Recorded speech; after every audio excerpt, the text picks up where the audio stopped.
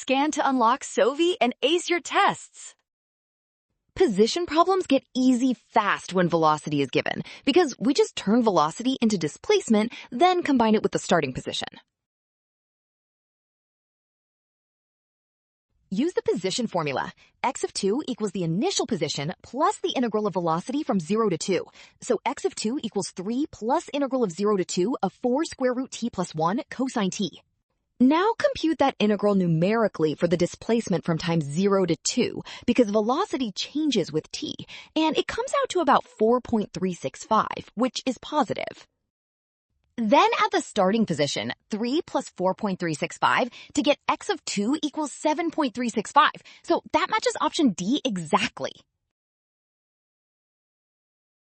Well done! Option D, scan now. The trap is sign mistakes from rushing. The rule is trust the given initial position and check each step.